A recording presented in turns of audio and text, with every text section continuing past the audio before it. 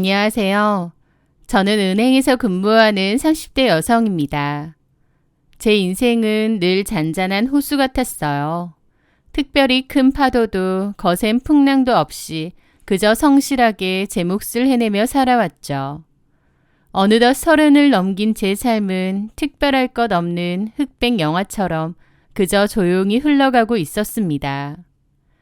은행 창구에 앉아 수많은 사람들을 만나고 헤어지기를 반복하던 어느 무료한 오후, 제 흑백 같던 세상에 총천연색 물감을 뿌린 한 남자가 나타났습니다. 바로 지금의 남편이었죠. 그는 창업 대출 문제로 상담을 받으러 온 고객이었습니다. 서류를 검토하기 위해 마주 앉았을 때 저는 그의 깊고 서글서글한 눈매에 시선을 빼앗기고 말았습니다. 보통의 고객들은 조급해하거나 신경질적인 반응을 보이기 마련인데 그는 시종일관 진중한 말투로 제 설명 하나하나를 놓치지 않으려는 듯 귀를 기울이더군요. 이 부분이 좀 복잡하게 느껴지실 수도 있는데 천천히 다시 설명해 드릴까요? 제 말에 그는 부드럽게 미소 지으며 대답했습니다. 아닙니다. 워낙 설명을 잘해주셔서 귀에 쏙쏙 들어오네요. 덕분에 막혔던 게 좀 풀리는 것 같습니다. 그리고 상담이 끝나고 얼마 뒤 그가 커피와 간단한 디저트를 사들고 다시 찾아왔죠. 덕분에 대출 심사 잘 통과됐고 감사해요. 이거 드시고 하세요. 어색하게 커피를 내미는 그의 모습이 어찌나 순수해 보이던지 저희는 그날 이후 자연스럽게 연인으로 발전했습니다. 은행원과 고객으로 만났지만 우리는 마치 오래전부터 정해진 운명이었던 것처럼 서로에게 깊이 빠져들었죠. 그렇게 2년간의 연애 끝에 저희는 결혼을 약속하게 되었습니다.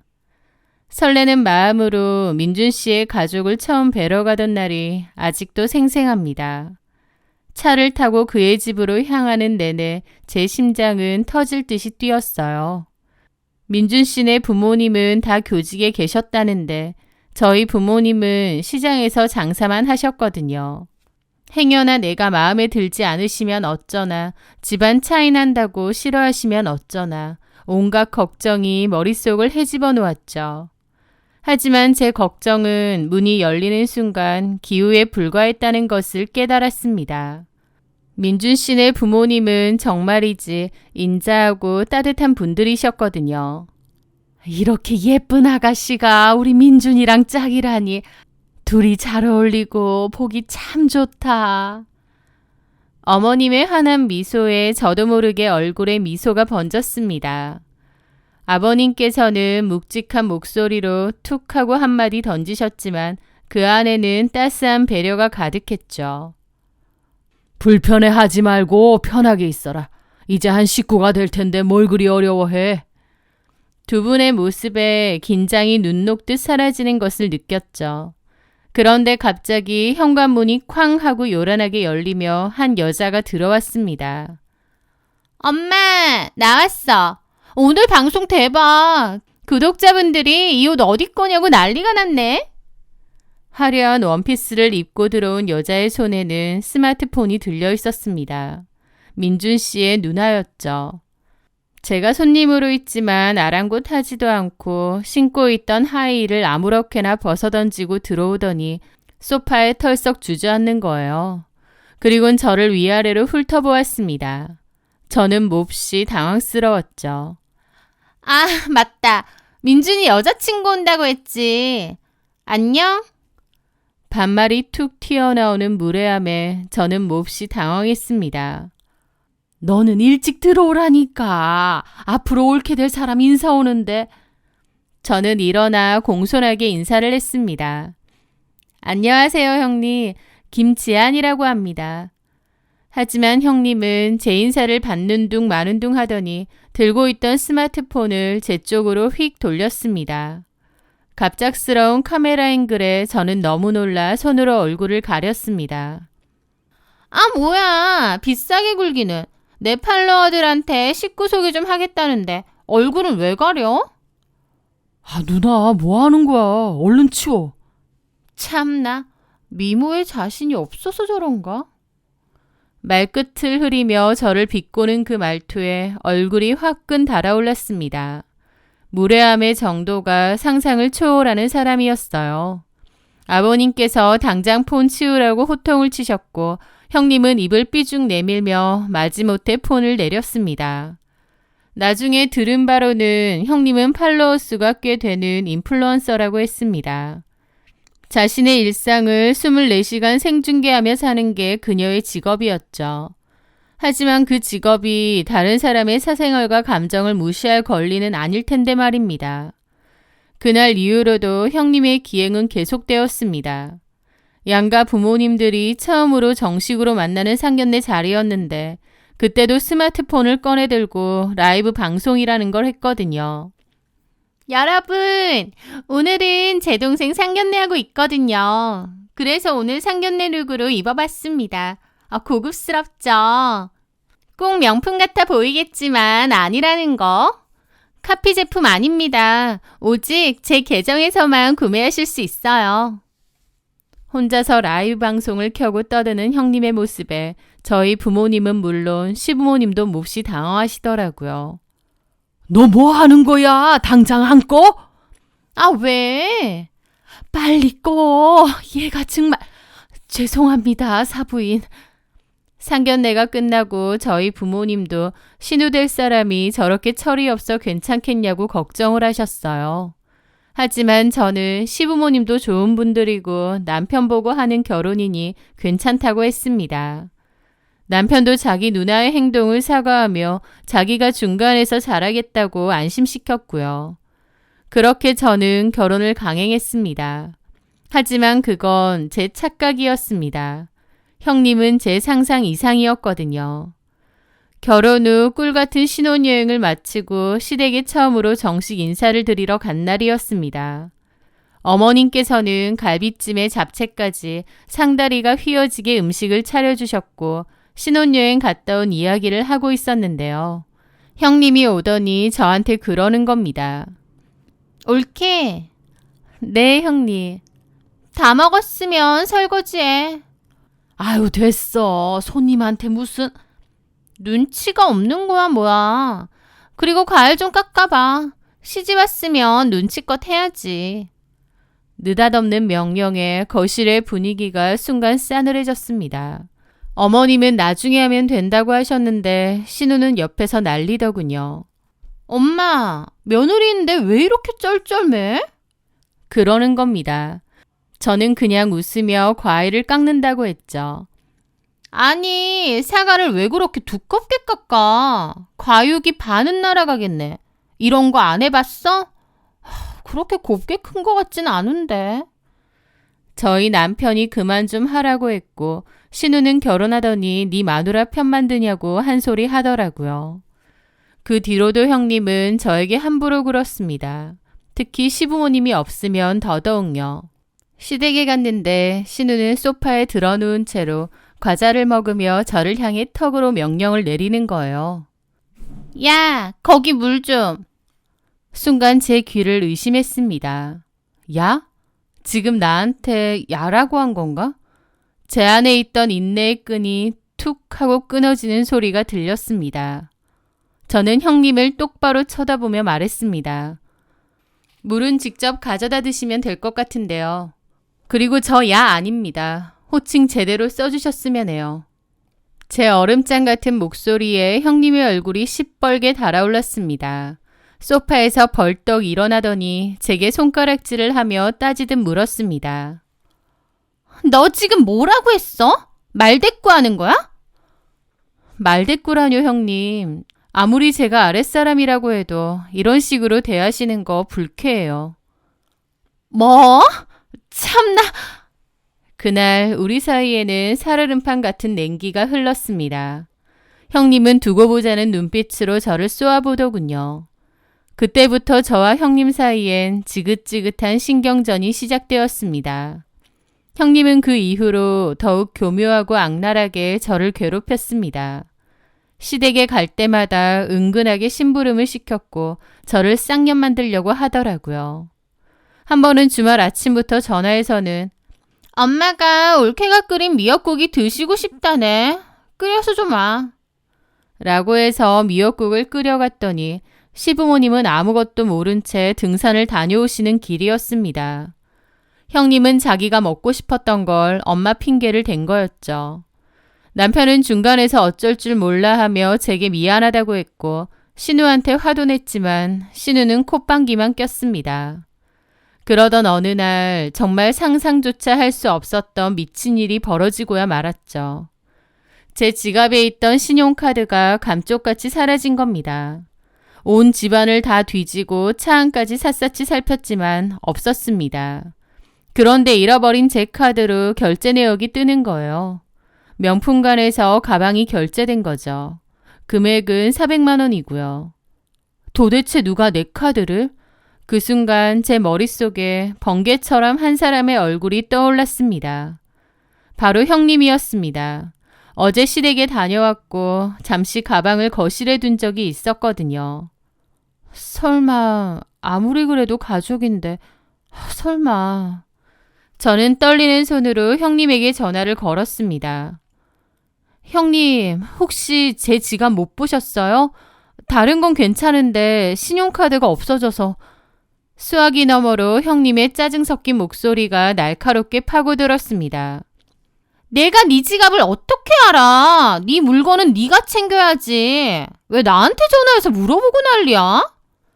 아니, 그런 게 아니라 혹시나 해서요. 명품관에서 400만 원이 결제됐다는데 형님 혹시...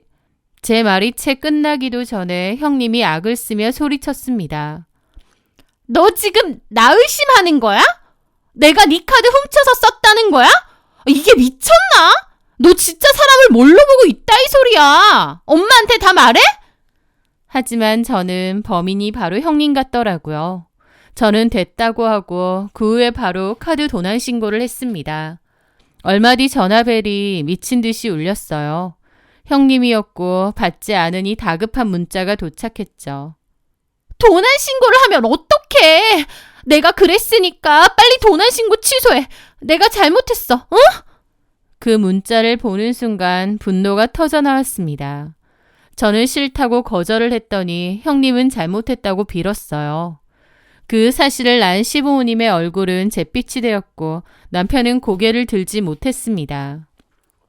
결국 시부모님께서 제 손을 잡고 우리가 갚아줄 테니 도난 신고는 취소해달라고 부탁을 하셨어요.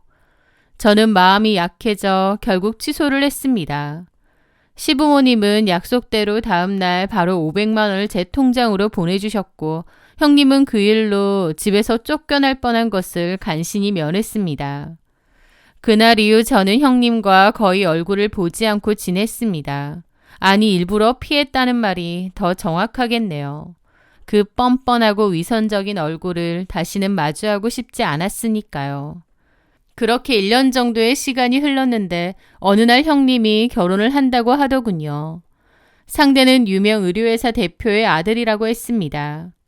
형님은 예비시댁이 엄청난 부자라며 온 동네방네 자랑하고 다녔습니다. SNS에는 선물 받은 옷이나 가방 등을 올리며 시댁 사랑 듬뿍, 예비 며느리 클래스 같은 해시태그를 달아댔죠. 그 모습을 보니 헛웃음만 나왔습니다. 그러던 어느 날 상견례 날짜가 잡혔다며 제게 전화를 걸어왔습니다. 올케, 상견례 때 거지같이 입고 와서 우리 집안 망신시키지 마. 우리 시어머니 의류회사 대표님이야. 알지? 여전히 사람 속 긁는 데는 도 같은 사람이었습니다. 저는 그런 으름장에 대꾸할 가치도 느끼지 못하고 네, 알겠습니다 하고 전화를 끊었습니다. 그리고 상견례 날 저는 남편과 함께 약속 장소인 고급 한정식 식당으로 향했습니다. 그런데 룸에 들어서는 순간 맞은편에 앉아있던 신우의 예비 시어머니의 얼굴을 보고 깜짝 놀랐습니다. 그리고 그분 역시 저를 보고 눈이 동그래졌죠. 낯이 익다. 분명 어디서 많이 뵌 분인데 제 기억 속 어딘가에서 희미하게 남아있는 얼굴이었습니다. 잠시 동안의 정적이 흐르고 먼저 입을 연 것은 상대편이었습니다. 너 지안이 맞지? 시댁에서 과일 가게 하던 김 사장님 댁 딸 지안이. 그 목소리를 듣는 순간 제 기억의 퍼즐이 맞춰졌습니다. 네, 맞아요. 혹시 선영 이모? 그랬습니다. 형님의 예비 시어머니는 과거에 저희 부모님이 시장에서 장사를 하실 때 바로 옆 가게에서 옷 장사를 하셨던 선영 이모였습니다. 저희 부모님과 둘도 없는 친구처럼 지내셨고 저를 친딸처럼 예뻐해 주셨던 분. 나중에 사업이 잘 되어 유학을 간다고 들었는데 이렇게 유명한 의류회사 대표님이 되어 나타나실 줄은 꿈에도 몰랐던 겁니다. 선영 이모는 자리에서 벌떡 일어나 제게 다가와 제 손을 부여잡았습니다. 세상에, 이게 얼마만이야. 이렇게 예쁘게 커서 시집까지 갔다니. 그것도 우리 수진이 올케가 너였다니. 세상 참 좁다. 이모는 저를 보고 반가워 어쩔 줄을 몰라 하셨고 저희 시부모님도 이런 인연이 다 있다고 웃으셨죠. 그런데 이 모든 상황을 멍하니 지켜보던 사람 바로 형님이었습니다. 자신이 그토록 무시하고 하대하던 올케가 예비 시어머니와 가까운 사이라는 사실에 형님의 표정은 하얗게 굳어간 거죠. 하지만 신우의 진짜 시련은 이제부터 시작이었습니다. 선영 이모에게는 딸이 하나 있었는데 바로 형님의 시누이가 될 사람이었죠. 그런데 이 시누이가 정말 보통이 아니었습니다. 형님을 능가하는 싹바가지에 관심받지 못하면 죽는 병이라도 걸린 듯한 관종이었거든요. 형님이 그토록 원하던 부잣집에 시집을 간 후 오히려 그녀의 SNS는 잠잠해졌습니다. 화려한 명품 사진 대신 시댁살이, 며느라기 같은 우울한 해시태그가 올라오기 시작했죠. 무슨 일이 있나 싶어 연락을 해보니 형님이 울먹이며 전화를 받았습니다. 올케, 나 좀 만나주면 안 될까? 오랜만에 만난 형님의 모습은 말이 아니었습니다. 헬쑥해진 얼굴로 제 앞에 앉아 엉엉 울며 그동안의 서름을 토해내기 시작했습니다. 시도 때도 없이 형님을 불러내 자신의 쇼핑 짐꾼으로 삼는 것은 기본이고 새벽에 전화해서 야식을 사오라고 시키는가 하면 자신의 친구들 앞에서 형님을 우리 집 몸종이라고 소개하기까지 했다는 겁니다. 그러면서 그 신우는 형님더러 우리 집에 시집 온 것만으로도 감지덕지 해야 하는 거 아니냐, 이 정도는 참고 살아야지 라고 했답니다. 신우는 저에게 했던 짓을 몇 배는 더 심하게 돌려받고 있었던 겁니다. 형님은 제 손을 잡고 눈물을 뚝뚝 흘리며 말했습니다. 올케, 미안해. 내가 정말 잘못했어. 내가 너한테 얼마나 못된 짓을 했는지 이제 알겠어. 이렇게 직접 당해보니까 너무 화나고 서러워. 미안해. 정말 미안해. 진심으로 뉘우치며 우는 형님의 모습에 제 마음도 편치만은 않았습니다. 비록 믿기는 했지만 저렇게까지 힘들어하는 모습을 보니 안쓰러운 마음도 들더군요. 저는 며칠을 고민하다 선영 이모에게 조용히 연락을 드렸습니다. 그리고 카페에서 만나 형님이 겪고 있는 일들을 조심스럽게 모두 말씀드렸습니다. 제 이야기를 듣는 내내 굳은 표정으로 입을 다물고 계시던 선영 이모님은 제가 말을 마치자 차갑게 식은 목소리로 무슨 말인지 알겠다고 하더니 딸과 저희 신우를 불렀습니다. 얼마 지나지 않아 카페 문이 열리며 명품으로 온몸을 휘감은 형님의 시누이가 거만한 모습으로 들어왔습니다. 그 모습에 신우는 위축되더라고요. 그녀는 저를 한번 쓱 훑어보더니 짜증이 가득한 목소리로 말했죠. 엄마, 나 바쁜데 왜 불렀어? 그리고 이 사람 누구야? 그 순간 선영 이모님이 들고 있던 차찬을 쾅 소리가 나게 내려놓으셨습니다. 너, 니네 올케 언니한테 한지 하나도 빼놓지 말고 지금 당장 내 앞에서 다 얘기해봐. 하지만 그녀는 조금도 겁먹지 않고 오히려 당당하게 대꾸했습니다. 내가 뭘? 언니, 그거 다 일렀어요? 그러자 신우는 아무 말도 못하더라고요. 너 지금 뭐 하는 거야? 엄마가 너를 그렇게 가르쳤니? 아니, 내가 뭘 어쨌다고. 솔직히 우리 집안에 시집 왔으면 그 정도는 감수해야 하는 거 아니야? 엄마도 옛날에 할머니한테 엄청 시집살이 당했다며.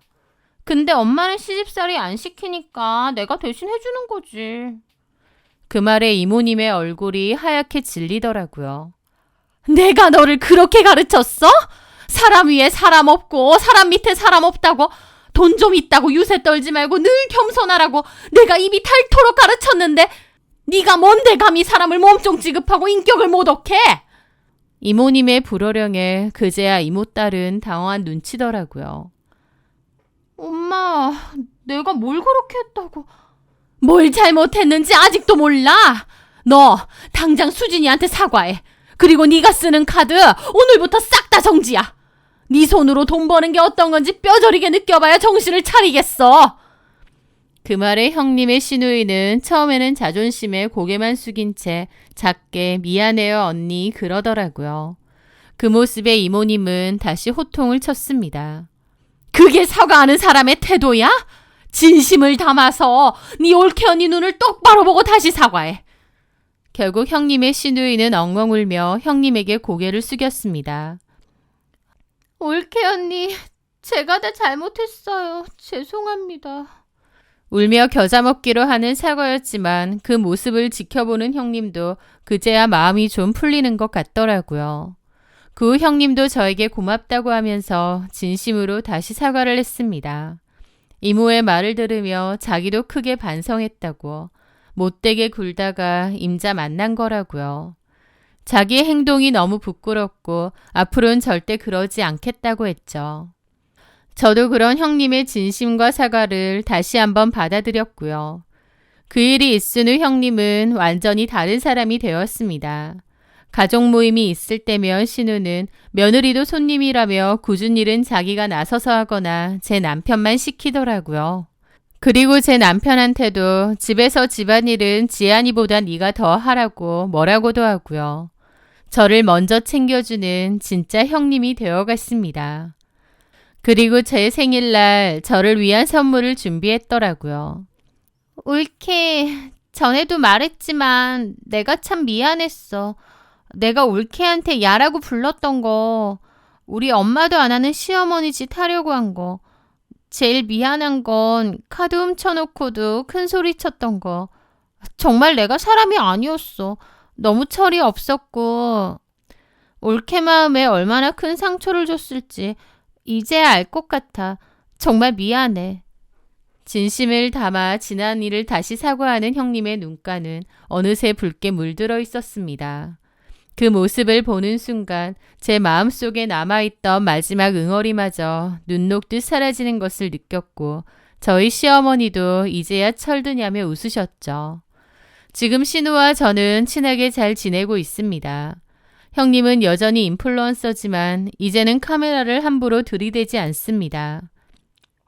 오히려 제게 먼저 올케 이거 우리 같이 먹는 거 브이로그에 찍어도 돼? 올케 얼굴은 안 나오게 할게 라고 조심스럽게 물어봐주는 다정한 사람으로 변했죠. 가끔 남편은 말합니다. 어떻게 그렇게 미워했던 형님과 친하게 지낼 수 있냐고요. 그럴 때마다 저는 웃으며 대답합니다. 사람은 누구나 실수는 할 수 있어. 중요한 건 자신의 잘못을 깨닫고 진심으로 뉘우치는 거 아닐까? 형님은 그걸 해냈고 나 또한 용서할 용기를 냈을 뿐이야. 살다 보면 정말 평생 용서 못할 것 같은 사람이 마음속에 한 명쯤은 생기게 되는데요. 그런데 그 미움이 때로는 나를 병들게 하고 내 삶을 불행하게 만들기도 하는 것 같아요. 저 역시 복수심에 사로잡혀 있었다면 아마 저와 형님은 평생 원수처럼 지냈을 겁니다. 하지만 한 걸음 물러나 용서와 화해의 손길을 내밀었을 때 왼수 같던 시누이가 아닌 세상에 단 하나뿐인 소중한 형님을 얻게 되었습니다. 지금까지 제 긴 사연을 들어주셔서 감사합니다.